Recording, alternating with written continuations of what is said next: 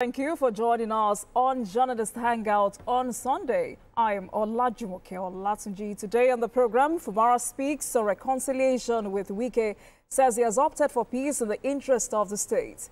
Residents of Kogi State commend Governor Ododo for statewide erosion control initiatives. And later on the show, VAT to remain at 7.5% and federal government to exempt households earning 250,000 naira or less from tax as President Bola Tinubu signs new tax bills into law.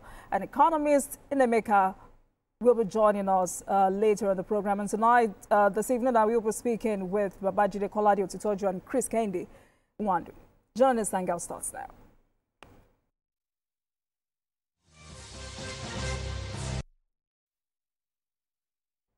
Welcome back, everyone. Integrity is said to be the moral currency of the judiciary, and in Imo State, that currency has been tested.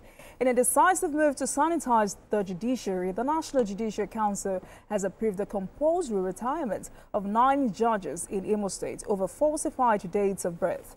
The decision announced by NJC's Deputy Director of Information, Kemi Babalola Ogedengbe, also clears 9 other judges accused of similar misconduct. This development comes alongside the NJC's recommendation of 21 candidates for judicial appointments across various states, reflecting efforts to uphold accountability while strengthening Nigeria's judicial system. Gentlemen, are we gradually witnessing an overhaul of the judiciary? BKO. Well, this is not new. It is the job of the NJC to ensure that it regulates the conduct of judicial officers. What the NJC has done in Imo State is in line with its mandate. So when judicial officers step out of line, the NJC has to take action. Usually the NJC does not act quickly, and that is one thing I do not like about them. They receive petitions and they waste so much time. Sometimes the judges concerned would have even retired before so-called punishments are meted onto them. But something significant happened. Apart from this compulsory retirement of 10 judges, the man who decided to act illegally as acting chief judge of Imo State, the NJC has recommended his compulsory retirement. I think this is the right thing to do. It is irresponsible for a judge to know that he is the fourth in line, because you can, as the fourth person in line, because it's by seniority that people climb to the rank of, to the position of chief judge.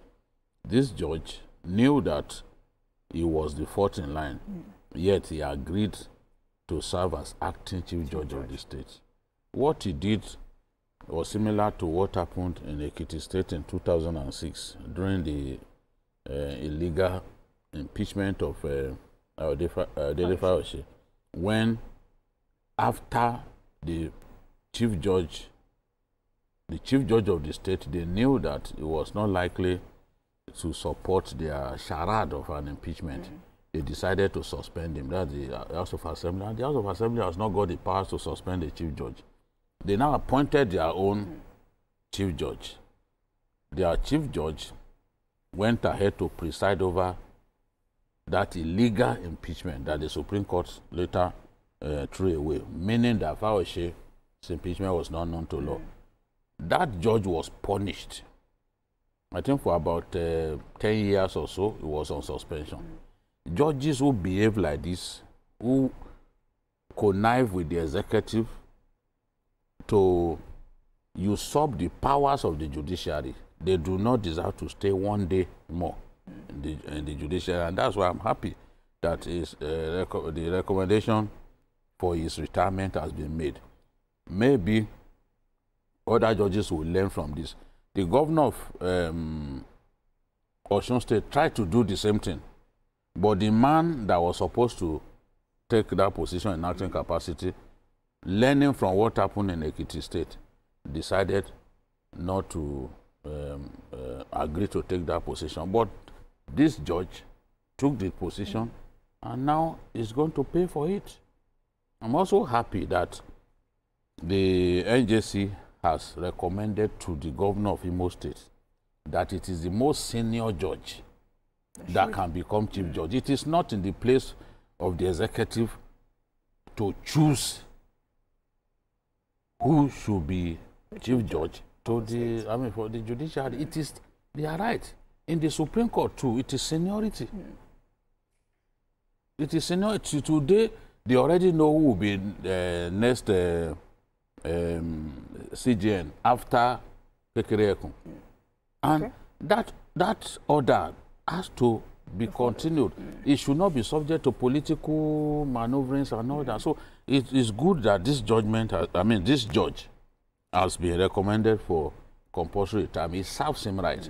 Maybe others will learn a lesson from there. And you can see there's something too that they've introduced, which I really like, which is the idea of making public appointments into the judiciary. They will make. They will not just make it public. They will request from the public their comments about those individuals. So if people come up with petitions, they will say they don't like this person, they will look at the content of those petitions and decide whether to go ahead to appoint that person or refuse to appoint. And you've seen in some of the latest appointments that they made, there was a judge from Kano that was rejected on account of the petitions that people. So this shows that the judiciary is trying to be transparent. Yes. They want to move away from the ugly reputation that they have. They're trying to be transparent. They want to get everyone involved, even in choosing judicial officers, which is quite good. Thank you, Bikio. Sikia, let me come to you. How significant is this move? It is very significant. It also, what the judiciary is doing is mirroring itself. And this is what we've been saying for a long, long time. The judiciary, for some reason, is losing some level of credibility, especially from the public. And for that, most often than not, people seems to be losing some kind of confidence in the judiciary. So with what the NJC has just done, it's obvious that they also putting a search on themselves. A good effort towards transparency and accountability. Fantastic one. But let's straighten this further. This is not just only judiciary. Public service. This is what is happening in the public service now. Okay. Most appointees or most employers within the public service, federal and state level, this is what they are doing. Forcing them, forging their age, reducing their age. In the past, with all due respect, it's women that we know that big AO. Now women they reduce it. No, relax. That's why I say with. So are you suggesting But now they want to stay longer than necessary. Exactly, they want to stay longer than necessary. Perhaps they contribute more. Not even contribute more, because most of them they believe that it's just there are other people. There are people that so. But you remember vividly some months back, the same thing happened in the Nigerian police force, where some CPs and even somebody with the rank of an assistant inspector general of police has to be compulsorily retired. Yes. Somebody that somebody, I don't want to mention his name, but it's in public view. That's somebody I personally have so much respect for. He was former commissioner of police in FCT, and they now promoted the AIG for that zone, and was oversight. But it was realized that he forged his age, and he ought to have retired. So some of them, the current IG has to look into the petition and got them retired. But it shouldn't have ended there, as far as I'm concerned. Just like the judges, they should be prosecuted. Because we have to make example of people. You don't just let them go, just a slap on the wrist. You know why that of judiciary is very, very dangerous? These are people that are supposed to be adjudicating on issues like this. If you are found wanting in the area of falsification of your age, where will they take you to? It's the court. So when you now take somebody that falsifies his age to a judge that he himself falsifies his own age, you can imagine the kind of... likely to be lenient. He's going to be lenient. So those are the issues. So those are the problems. So could this set a precedent for other states? No, it is. And I believe that they should search, they should look at other states as well. All the states in the federation, they will still find more. It is so, it's just quite unfortunate that my state of Imo has been used as a scapegoat. But I believe that there will be so many others within the system, and it's a fact. Because what this does is that it derives other people who legitimately qualify to move to the next level to be able to get into the offices.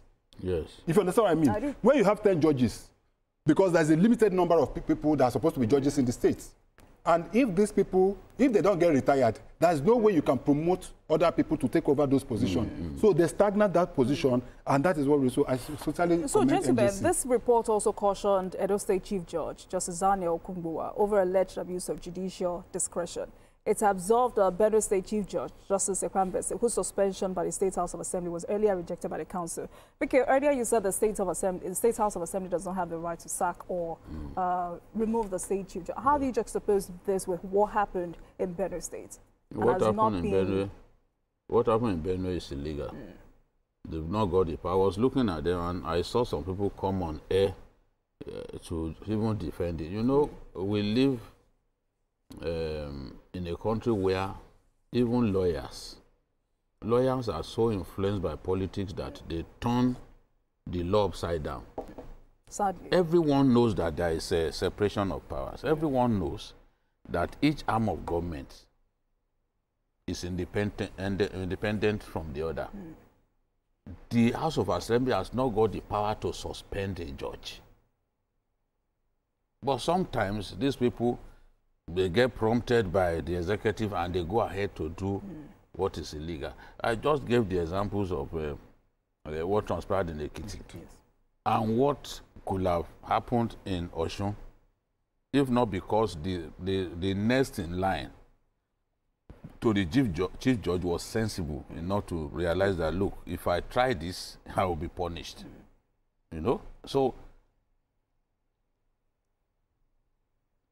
the 3 tiers of government should behave in a manner that suggests that they realize the content of the Constitution, the separation of power, respect the... I'm not convinced that the Chief Judge of Benue did anything wrong. You know, they made so much noise, you know, and in the end, they said they were suspended. You've not got the power to suspend a judge. That power resides in the Judicial Council. You will report the matter. Once you report the matter to the NJC will then take action. You can't on your own exercise powers that you do not have. It's just like those funny lawmakers, 2, 3 of them, sitting in rivers and calling themselves a House of Assembly. We told them that, look, this thing is a waste of time. And I challenged them, those who are defending the thing on air. Because TV stations have now become so wide open that all forms of ridiculous people will come on there and be analyzing nonsense, arrant nonsense. And I said, give me an example of one country in the world where this kind of thing had happened. Nobody could come to or tell me that, okay, in this country, 3 persons constituted the House of Assembly. No, it makes no sense. And the Supreme Court was very clear about that. That every constituency deserves to be represented. So if just 3 persons are constitute a House of Assembly, it means that the remaining constituencies outside of those ones that those guys represent have already been shortchanged. Yes, absolutely. All right.